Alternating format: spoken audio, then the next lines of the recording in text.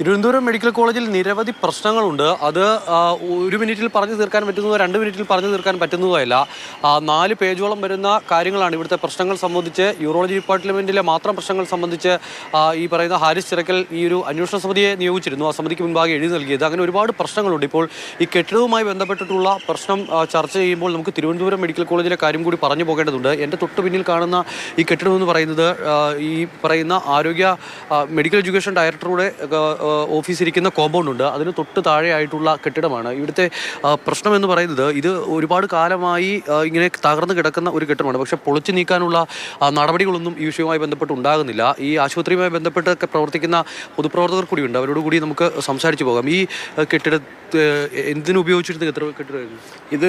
ഈ ആശുപത്രി, medical college ആശുപത്രി തുടങ്ങുമ്പോൾ തന്നെ ഈ ആശുപത്രിയുടെ ബെഡുകളും മറ്റ് തുണികളും, അത്യാവശ്യമുള്ള ആശുപത്രി ഉപയോഗിക്കുന്ന തുണികളും ഒക്കെ ക്ലീൻ ചെയ്യുന്നതിന് വേണ്ടിയുള്ള മെഷീനും മറ്റു കാര്യങ്ങളൊക്കെ ഉണ്ടായിരുന്നൊരു കെട്ടിടമാണ്.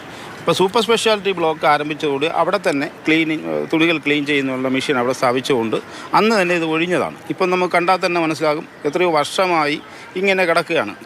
ഇത് കോട്ടയത്തെ സംഭവം പോലെ പെട്ടെന്ന് എപ്പോഴും ആൾക്കാർ വന്ന് ഈ പരിസരത്തൊക്കെ നിൽക്കുന്നത്. രാത്രി കാലങ്ങളിൽ ഒരു പക്ഷേ കൂട്ടിരിപ്പുകാർ കിടക്കാനൊക്കെ സൗകര്യമില്ലാതെ വരുമ്പോൾ അവരൊക്കെ ഇവിടെ വന്ന് കിടക്കുന്ന സാഹചര്യം വരെ ഉണ്ട്. അപ്പോൾ ആ തരത്തിലുള്ള സംഭവങ്ങൾ ഉണ്ടാകുമ്പോൾ ഈ തരത്തിൽ അപകടങ്ങൾ ഉണ്ടാകാതിരിക്കാനുള്ള മുൻകരുതൽ എടുക്കണം. നമ്മൾ പലപ്പോഴും ആശുപത്രിയിൽ അപകടം സംഭവിച്ചതിന് ശേഷം മാത്രം മുൻകരുതൽ എടുക്കണം സംവിധാനം.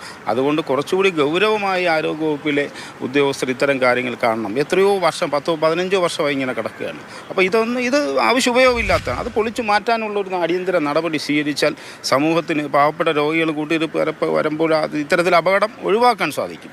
അതിനുള്ള നടപടി സ്വീകരിക്കണം.